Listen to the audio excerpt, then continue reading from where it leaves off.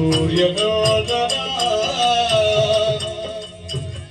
ಕಾರ್ಯವೇ ತಗಿದು ಮೋಸವಾಯಿತು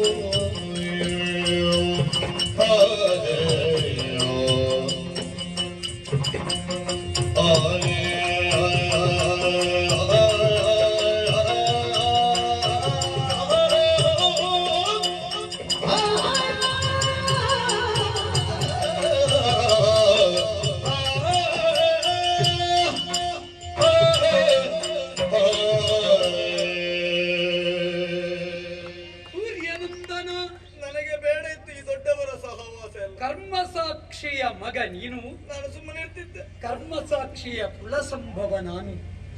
ಯಾವತ್ತಿದ್ದರೂ ಕರ್ಮ ವಿಚಲಿತವಾದಂತಹ ಕ್ರಿಯೆಯನ್ನು ಮಾಡುವವನೇ ಅಲ್ಲ. ಈಗ ನಿನಗೆ ಕಂಡಿರಬಹುದು ರಾಮ ಮಾತು ಎರಡಾಗಿ ಹೋಯಿತು. ವಾಗ್ದಾನವಿತ್ತವ ಯಾಕೆ ಹಿಂದುಳಿದ? ಕೊಲತೇನೆ ಅಂತ ಹೇಳಿದಿ, ಯಾಕೆ ಪೆಟ್ಟು ಬೀಳಿಸಿದಿ? ಖಂಡಿತ.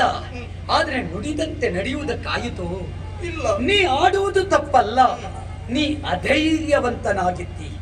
ಧೈರ್ಯ ತಾಳಯ್ಯ ಸೂರ್ಯನಂದನ. ಎಲ್ಲಿಗೆ ಧೈರ್ಯ ಪೂರ್ತಿ ಹೋಗಿದೆ. ಕೆಲವೊಂದು ಸಲ ನಾವು ಹೋಗುತ್ತೇವೆ ಎನ್ನುವಂತಹ ಯಾವ ಭಯ ಉಂಟು ಅದುವೇ ನಮ್ಮನ್ನು ದುರ್ಬಲಗೊಳಿಸ್ತದೆ. ನಾನು ಹೆಂಡತಿಯನ್ನು ನಂಬಿ ಕೆಟ್ಟೆ.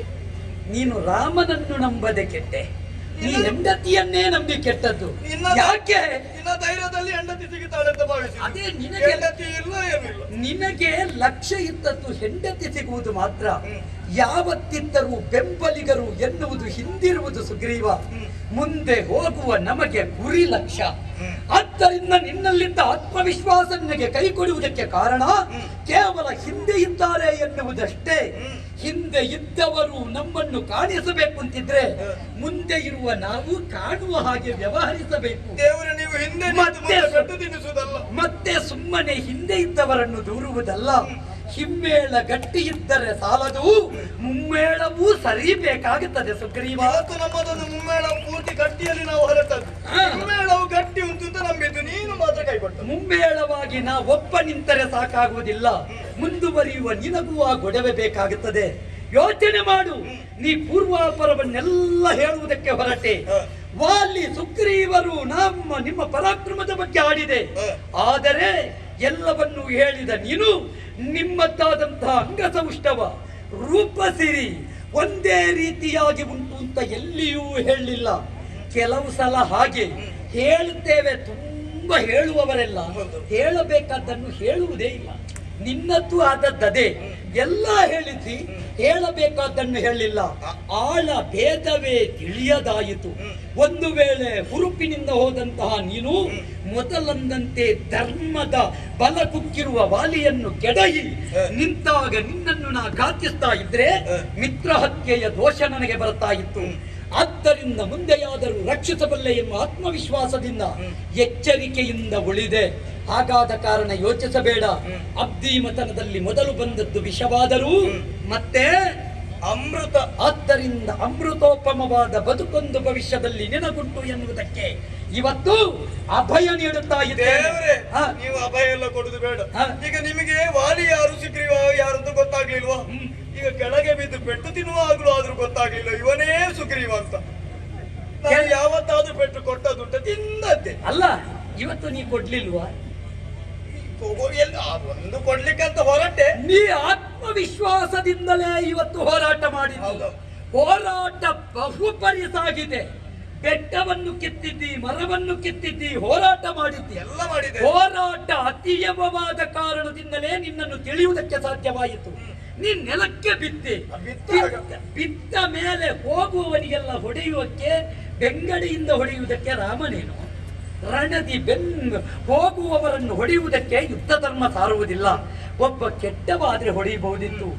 ನೀನು ಮೊದಲೇ ಹೆಂಡತಿಯ ವಿಷಯ ಮಾತಾಡುವುದು ಬಿಟ್ರೆ ಯಾವತ್ತು ರಾಮನ ಗೊಡವೆ ನಿನಗಿಲ್ಲ.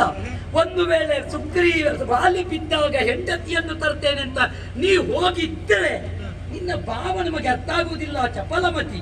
ಹೇಗೂ ತಿರುಗಿಸ್ತಿ? ಖಂಡಿತ ಇಲ್ಲ. ನೀ ತಿರುಗಿಸುವ ಸ್ಥಿತಿ ನಿರ್ಮಾಣ ಮಾಡಿದ್ದಿ. ಆದ್ದರಿಂದ ಹೀಗಾಗಿ ಹೋಗಿದೆ. ಇನ್ನು ಯೋಚನೆ ಮಾಡಬೇಡ.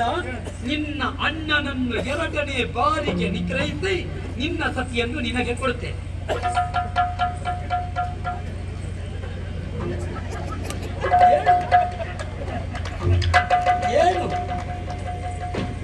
ಹರಿ ಅಂದ್ರೆ ಕಪಿ ಅಂತ ಅರ್ಥ. ಹೆಂಡತಿ ಸಿಗದಿದ್ರು ತೊಂದ್ರೆ ಇಲ್ಲ, ಈ ಬೆಟ್ಟು ತಿನ್ನುವ ಕೆಲಸ ನನಗಿಂದಾಗ್ಲಿಕ್ಕಿಲ್ಲ. ಹರಿ ಅಂದ್ರೆ ಕಪಿ ಅಂತ ಅರ್ಥ. ನೀ ಹರಿರಾಜನಾಗಬೇಕು. ಒಟ್ಟು ನೀನು ಕಪಿರಾಜನಾಗಬೇಕು ಅಂತಿದ್ರೆ ಈ ಭಯ ಸಂಶಯ ಬಿಟ್ಟು ಬಿಡಬೇಕು. ನಿನಗೆ ವಿಶ್ವಾಸ ಬರುವುದಕ್ಕೆ ವ್ಯವಸ್ಥೆ ನಾ ಮಾಡ್ತೇನೆ. ಹೇಗೆ? ನಿಮ್ಮನ್ನು ಗುರುತು ಹಿಡಿಯಬೇಕಲ್ಲ. ತಮ್ಮ ಲಕ್ಷ್ಮಣ, ಹೋಗಪ್ಪ, ಅಲ್ಲಿ ಕಾಣ್ತಾ ಉಂಟು ಗಜಪುಷ್ಪದ ಮಾಲಿಕೆ, ಅದನ್ನು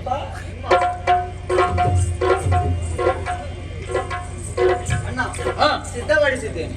ಗಜಪುಷ್ಪದ ಮಾಲೆಯನ್ನು ಅವನ ಕೊರಳಿಗೆ ಹಾಕಿ. ಆಯ್ತಲ್ಲ, ಒಳ್ಳೆದಾಯ್ತು. ಏನು? ಈ ಕುರಿಯನ್ನು ಬಲಿ ಕೊಡುವ ಮೊದಲು ಹಾರ ಹಾಕಿ ಪೂಜೆ ಮಾಡಿ ಎದುರು ತಕೊಂಡು ಹೋಗಿ ನಿಲ್ಲಿಸ್ತಾರೆ. ಅವಾಗ ಭಾರಿ ಸಂತೋಷ ಆಗುತ್ತದೆ. ಈ ಕುರಿದ ಅರ್ಥ ಆಗಿರ್ತದೆ. ಮತ್ತೆ ಗೊತ್ತಾಗು ಇದು ಬಲಿ ಕೊಟ್ಟದ್ದು. ನೀ ಕುರಿ ಅಲ್ಲ, ನೀ ಹರಿ. ಏನು ಕುರಿ ಮಾಡುತ್ತಿದ್ದ ನನಗೆ ಭಯ. ಆದ್ದರಿಂದ ಯೋಚನೆ ಮಾಡಬೇಡ. ಇವತ್ತು ಹುರಿಯಾಳಾಗಿ ನೀ ಸಾಗಬೇಕು. ಅಷ್ಟೇ, ಹುರಿಯಾಳಾಗಿ ಸಾಗಬೇಕು. ನನ್ನ ನಾಲಗೊಂದು ಹೇಗೂ ತಿರುಗುತ್ತದೆ. ನಿನಗೆ ಬೆಂಬಲಿಗನಾಗಿ ನಾನು ನಿಲ್ಲುತ್ತೇನೆ. ಇವತ್ತು ಬೆಂಬಲ ಹಿಂದೆ ತಡಿಲಿಕ್ಕಿಲ್ಲ. ಇವತ್ತು ನಿನ್ನನ್ನು ನಿಯೋಜಿಸಿದ್ದೆ ನಾನು. ನೀ ಯೋಚನೆ ಮಾಡಬೇಡ. ಯಾವತ್ತಿದ್ದರೂ ನಿನ್ನ ವಿಜಯದ ಮಾಲೆ ಇದು. ಇದು ವಿಶೇಷವಾದ ಬಲವನ್ನು ನಿನಗೆ ಕೊಟ್ಟಿದೆ. ಬಹಳ ಚಂದ. ವಾಲಿ ಒಂದು ವೇಳೆ ಪ್ರತಿ ಮಾಲೆಯನ್ನು ಧರಿಸಿ ನಿನ್ನನ್ನು ಧಾತ್ರಿಗೆ ಕೆಡಹಿದ ಅಂತಾದರೆ ನಿನ್ನನ್ನು ಗುರುತು ಹಿಡಿದು ವಾಲಿಯನ್ನು ಕೆಡಹಿ ನಿನ್ನ ಸತಿಯನ್ನು ಈ ಪವಿತ್ರವಾದ ಕಿಷ್ಕಿಂದೆಯ ಪಟ್ಟವನ್ನು ನಿನಗೆ ನಾವು ಒದಗಿಸ್ತೇನೆ. ಇಲ್ಲಿ ಸ್ವಲ್ಪ ಮುಟ್ಟು, ಇನ್ನು ಅಷ್ಟ ಸ್ಪರ್ಶ ಆದ್ರೆ ನೋವೆಲ್ಲ ಹೋಗುತ್ತದಂತೆ. ಇದು ಆಗ ಮಾಡಿದ ಒಂದು ಕಾಲಲ್ಲ, ಎರಡೆರಡು ಕಾಲಲ್ಲಿ ತುಳಿದು ಯೋಗ ಚಂದ ಉಂಟು, ಯೋಗ ಚಂದ ಉಂಟು. ಹೌದಲ್ಲ? ಈ ಸಲ ನೀನವನಿಗೆ ಯೋಗ ಗುರುವಾಗಿಯೇ ಪಾಠ ಕಲಿಸಬೇಕು. ಹೇಗೂ ಆದಿತ್ತು. ಹೌದಲ್ಲ? ನೀನು ಯೋಚನೆ ಮಾಡಬೇಡ. ನೀನು ನಾವೀಗ ಕರೆಯುವುದಾದ್ರೆ ಎಲ್ಲಿಂದ ಮಾತಾಡುತ್ತಾ ನಾವು ಸಾಗಿ ಮುಂದೆ ಬಂದಿದ್ದೇವೆ. ಮುಂದೆ ಬಂದಿದ್ದೇವೆ. ಬಂದು ನಿಂತ ಜಾಗ ಯಾವುದು ಬಲ್ಲೆಯ? ಇದು ಸಪ್ತ ಜನಾಶ್ರಮ ಅಂತ ಒಂದು ಪ್ರದೇಶ. ಹೌದಲ್ಲ? ಈ ಆಶ್ರಮದಲ್ಲಿ ನಾವು ಕಿವಿಗೆಟ್ಟೆವು ಅಂತಾದ್ರೆ ಮಂತ್ರದ ಸ್ವರ ಕೇಳ್ತಾ ಬಂತು. ಸಪ್ತ ಋಷಿಗಳು ತಾವು ತಪಸ್ಸು ಮಾಡಿದ ಪುಣ್ಯ ಭೂಮಿ ಇದು. ಈ ಜಾಗಕ್ಕೆ ಸುಳ್ಳುಗಾರನೊಬ್ಬ ಕಾಲಿಟ್ಟ ಅಂತಾದ್ರೆ ಅವನ ತಲೆ 1000 ಹೋಳಾಗುತ್ತದೆ ಅಂತ ನುಡಿ ಉಂಟು. ಆದ್ದರಿಂದ ನೀ ಸತ್ಯಾತ್ಮ, ನಾನು ಸತ್ಯಾತ್ಮ ಎನ್ನುವುದನ್ನು ಸಾದರಪಡಿಸಿದ್ದೇವೆ. ಇನ್ನು ಯೋಚನೆ ಮಾಡಬೇಡ. ಯಥೋ ಧರ್ಮ ತಥೋ ಜಯ. ಹೌದಲ್ಲ? ಯೋಚನೆ ಮಾಡಬೇಡ. ಸತ್ಯ ಧರ್ಮಕ್ಕೆ ಜಯ ಈ ಸಲ ಇಲ್ಲಿ ಸಿಗುತ್ತದೆ ಎನ್ನುವುದಕ್ಕೆ ನೀ ಸಾಕ್ಷಿಯಾಗಬೇಕು. ನಿನ್ನ ಅಣ್ಣನಾದ ವಾಲಿಯನ್ನು ಯುದ್ಧಕ್ಕೆ ಆಹ್ವಾನಿಸು. ಅಣ್ಣ, ಇವತ್ತೆಲ್ಲ ಅಣ್ಣ ಅಂತೆಲ್ಲ ಕರೀಲಿಕ್ಕಿಲ್ಲ. ರಾತ್ರಿ ಪ್ರೇಮವನ್ನೇ ಬಿಟ್ಟಿದ್ದೇನೆ.